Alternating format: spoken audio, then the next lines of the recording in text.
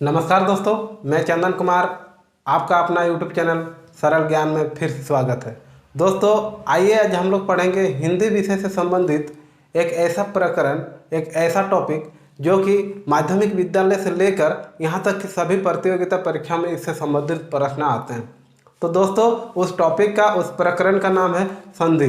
तो दोस्तों आइए हम लोग जानते हैं संधि को। सबसे पहले संधि का शाब्दिक अर्थ जानेंगे।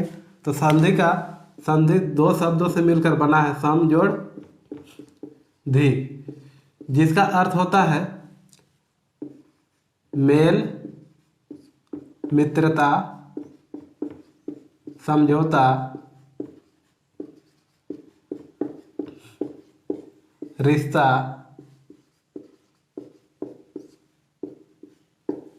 आदि। तो दोस्तों आइए अब हम लोग जानते हैं, ये तो था संधि का शाब्दिक अर्थ, छोटे रूप में आपको बता दिया। अब हम लोग जानते हैं कि संधि का परिभाषा क्या होता है। अच्छा, परिभाषा जानने से पहले हम लोग जानते हैं कि संधि की आवश्यकता क्यों पड़ी। दोस्तों आपको बता दें कि संधि की आवश्यकता हिंदी व्याकरण में इसलिए पड़ी क्योंकि शब्द संरचना है, तो जिस प्रकार समास, उपसर्ग, प्रत्यय की आवश्यकता है, ठीक उसी प्रकार संधि की भी आवश्यकता होती है। तो संधि एक शब्द संरचना है, तो एक आवश्यक तत्व है, आवश्यक प्रकरण है, इसलिए संधि हिंदी व्याकरण में जरूरी है। तो दोस्तों ये तो था संधि की आवश्यकता हिंदी व्याकरण में। अब हम लोग जानते हैं संधि की परिभाषा। संधि की परिभाषा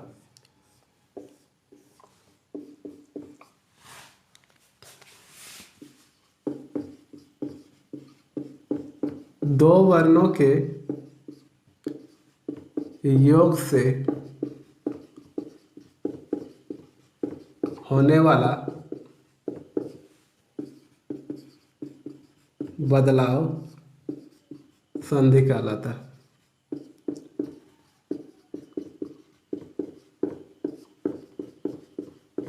दोस्तों परिभाषा कहता है कि दो वर्णों के योग से होने वाला बदलाव संधि कहलाता है। दो वर्ण अर्थात किसी भी शब्दों के दो वर्णों के योग से होने वाला बदलाव संधि कहलाता है। जैसे ये एक शब्द है, ये एक शब्द है, इस शब्द का अंतिम वर्ण जोड़ दूसरा शब्द का प्रथम वर्ण, ये पहला पद, ये दूसरा पद। पहला पद को प्रथम पद या पूर्व पद भी कहते हैं, दूसरा पद को उत्तर पद या द्वितीय पद भी कहते हैं। तो पहला पद कहने का अर्थ है, जैसे एक उदाहरण लेते हैं, विद्यालय। विद्यालय दो शब्दों से मेल से बना है, इसको अगर हम लोग संधि विच्छेद करते हैं तो विद्या जोड़ आलय होगा। इसमें विद्या में अंतिम वर्ण क्या है? आ है। अगर वर्ण विच्छेद करें तो आ निकल के बाहर आएगा, अंतिम वर्ण, और आलय में प्रथम वर्ण आ है।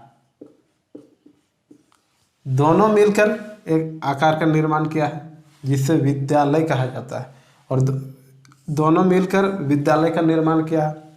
और इसी अंतिम वर्ण और प्रथम वर्ण, विद्या का प्रथम वर्ण अंतिम वर्ण और आलय का प्रथम वर्ण, दोनों मिलकर आ धन आ बराबर आ का निर्माण किया। इस प्रकार दोनों मिलकर एक संयोग या योग हुआ। दोनों का योग होने पर जो बदलाव होता है उसे हम संधि कहते हैं। तो आसान है, दूसरा उदाहरण लेते हैं, पान वाला। इसमें भी दो शब्द है, पान, धन वाला, लेकिन इसमें अंतिम वर्ण अ है और इसमें व है, तो इसमें किसी प्रकार का योग नहीं हुआ। ये भी एक शब्द, ये भी एक शब्द। विद्यालय में विद्या एक शब्द है, सार्थक शब्द, लेकिन आलय तभी बना जब इसमें आ जुड़ गया, इसलिए आलय बना। और इसमें पान पहले से एक शब्द है, वाला भी एक शब्द है, दोनों पान वाला क्या है? ये संधि नहीं है, बल्कि ये क्या कहलाता है? संयोग कहलाता है। तो दोस्तों इस प्रकार आशा करते हैं कि आप परिभाषा और उदाहरण को समझ गए। अब हम लोग आगे बढ़ते हैं और जानते हैं दोस्तों, अब हम लोग जानते हैं संधि बनाने के प्रकार को। सबसे पहले स्वर, धन, स्वर, स्वर और स्वर मिलकर, उसके बाद स्वर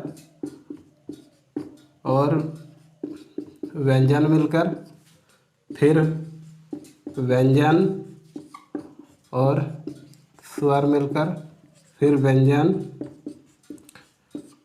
और व्यंजन मिलकर, विसर्ग और स्वर मिलकर, फिर विसर्ग और व्यंजन मिलकर। दोस्तों आपको बता दें कि स्वर और स्वर दोनों मिलकर क्या होता है, स्वर संधि का निर्माण होता है। उसके बाद स्वर और व्यंजन, फिर व्यंजन और स्वर, फिर व्यंजन और व्यंजन मिलकर व्यंजन संधि का निर्माण होता है। उसके बाद विसर्ग संधि और स्वर संधि, और विसर्ग संधि और व्यंजन संधि दोनों मिलकर विसर्ग संधि का निर्माण होता है। दोस्तों ये था संधि के प्रकार, स्वर संधि, व्यंजन संधि और विसर्ग संधि, और ये स्वर संधि बनाने का प्रकार है। इसे हम भेद भी कह सकते हैं। संधि के कुल 3 भेद, स्वर संधि, व्यंजन संधि और विसर्ग संधि। और ये संधि बनाने के प्रकार, स्वर और स्वर मिलकर स्वर संधि का निर्माण होता है। स्वर संधि के फिर अलग से 5 भेद होते हैं, जिसे हम लिख देते हैं। दीर्घ संधि,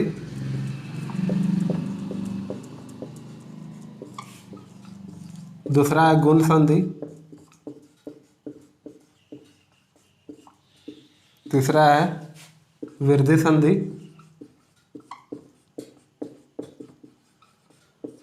चौथा है यन संधि,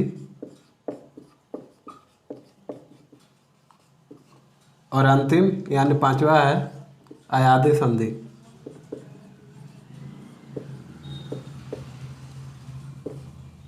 ये तो थे स्वर संधि के भेद।